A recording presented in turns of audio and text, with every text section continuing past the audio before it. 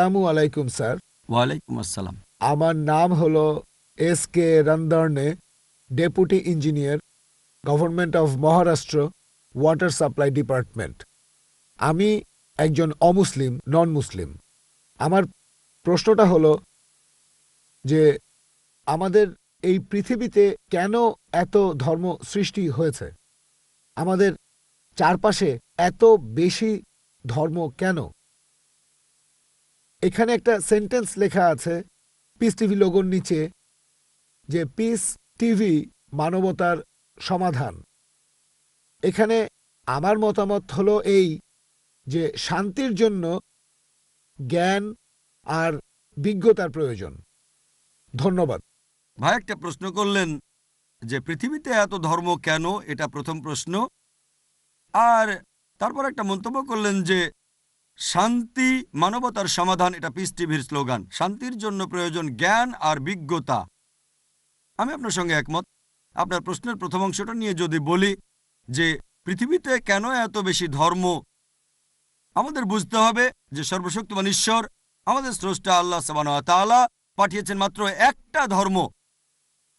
আল্লাহ পবিত্র কোরআনে বলেছেন সূরা আলে ইমরান অধ্যায় নম্বর 3 আয়াত নম্বর 19, ইন্নাদ-দীনা ইনদাল্লাহিল ইসলাম।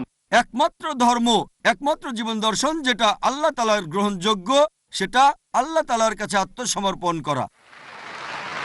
আল্লাহ তাআলা মাত্র একটা ধর্মই পাঠিয়েছেন। আর যত নবী রাসূল পৃথিবীতে এসেছেন, যেমন ধরেন আদম, ইব্রাহিম, মুসা, ঈসা, মুহাম্মদ, ওনারা সবাই শান্তিতে থাকুন। তারা মানুষকে একটা শিক্ষাই দিয়েছেন, আল্লাহর কাছে আত্মসমর্পণ করা। এখন আরবি ভাষায় যদি কেউ আল্লাহ তাআলার কাছে আত্মসমর্পণ করে তাহলে তাকে বলা হয় মুসলিম।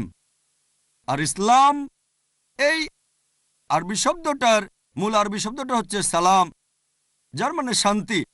এর আরেকটা মূল আরবি শব্দ হচ্ছে সিলম, যার মানে আল্লাহ তাআলার কাছে নিজের ইচ্ছাকে সমর্পণ করা। তাহলে এক কথা ইসলাম মানে আল্লাহ তাআলার কাছে আত্মসমর্পণের মাধ্যমে শান্তি অর্জন করা। তাহলে আমাদের স্রষ্টা আল্লাহ তাআলা পাঠিয়েছেন মাত্র একটাই ধর্ম। তবে সময় বদলানোর সাথে সাথে ধর্মগ্রন্থগুলোও বদলে গেছে, বিকৃত হয়ে গেছে, নতুন জিনিস ঢুকেছে। আর এই ধর্মগ্রন্থ বদলানোর ব্যাপারে আল্লাহ পবিত্র কোরআনে বলেছেন সূরা বাকারা অধ্যায় নম্বর 2 আয়াত নম্বর 79, ফাওয়াইলুল লিল্লাযীনা ইয়াকতুবুনাল কিতাবা বিআইদিহিম সুম্মা ইয়াকুলুনা হাযা মিন ইনদিল্লাহ লিয়াশতারু বিহি সামনান কালিলা ফাওয়াইলুল লাহুম মিম্মা কাতাবাত আইদিহিম ফাওয়াইলুল লাহুম মিম্মা ইয়াকসিবুন।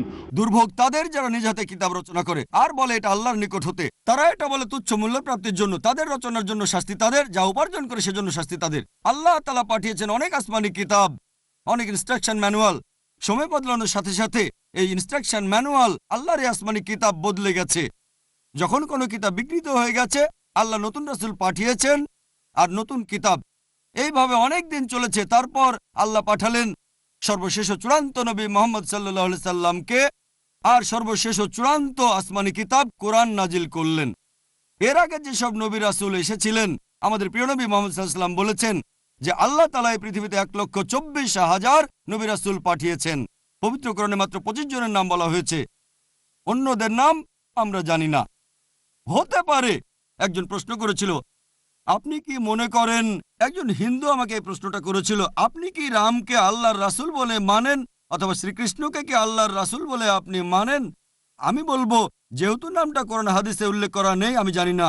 আমি জানি না, হতে পারে রাসূল অথবা নাও হতে পারে, নিশ্চিত করে বলতে পারছি না। তবে এ কথাটা মানতে হবে, যেসব নবী রাসূল এসেছেন নবী মুহাম্মদ সাল্লাল্লাহু আলাইহি সাল্লামের আগে, তারা ছিলেন সেই সময় আর সেখানকার মানুষের জন্য। তাহলে রাম যদি আল্লাহ রাসূল হয়েও থাকেন, যদি কৃষ্ণ আল্লাহ রাসূল হয়েও থাকেন, তারা এসেছিলেন সেখানকার মানুষ আর সেই সময়ের জন্য। বর্তমানে পৃথিবীর সব মানুষ, তারা থাকতে পারে ভারতে অথবা আমেরিকায় বা সৌদি আরবে বা কানাডায় বা ইংল্যান্ডে, পৃথিবীর যে কোনো জায়গায় তারা মানবে সর্বশেষ ও চূড়ান্ত নবী মুহাম্মদ সাল্লাল্লাহু আলাইহি সাল্লামকে এবং সর্বশেষ ও চূড়ান্ত আসমানি কিতাব পবিত্র কোরআন। আল্লাহ আমাদের কথা দিয়েছেন সূরা হিজর অধ্যায় নম্বর 15 আয়াত নম্বর 9, যে আমি কোরআন অবতীর্ণ করেছি, সেটা আমি সংরক্ষণ করব। তাহলে আল্লাহ তাআলা পাঠিয়েছেন মাত্র একটা ধর্ম, সেটা হচ্ছে আল্লাহ তাআলার কাছে আত্মসমর্পণ করা। ইসলাম মানে আল্লাহর কাছে আত্মসমর্পণ করার মাধ্যমে শান্তি অর্জন করা। আর আপনি বললেন জ্ঞান এবং বিজ্ঞতা দিয়ে শান্তি অর্জন করা যায়। হ্যাঁ, কার কাছ থেকে জ্ঞান? সবচেয়ে সেরা কে? আল্লাহ তাআলা আমাদের স্রষ্টা। কে সবচেয়ে জ্ঞানী? আল হাকিম, তিনি আল্লাহ সুবহানাহু ওয়া তাআলা মহান স্রষ্টা। তাহলে শান্তি অর্জনের সেরা উপায় হচ্ছে সেই জ্ঞান এবং নির্দেশনা মেনে চলা যেটা আমাদের স্রষ্টা আল্লাহ সুবহানাহু ওয়া তাআলা পাঠিয়েছেন। আশা করি উত্তরটা পেয়েছেন। ধন্যবাদ।